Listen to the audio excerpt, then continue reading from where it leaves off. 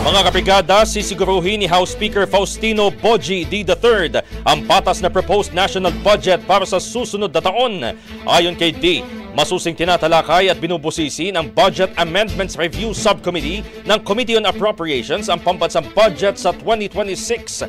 Babantayan anya ang pagproseso sa pondo upang maitama ang alokasyon sa mga ahensya ng gobyerno matapos na burahin ang 255 billion pesos na halaga ng flood control projects ng Department of Public Works and Highways.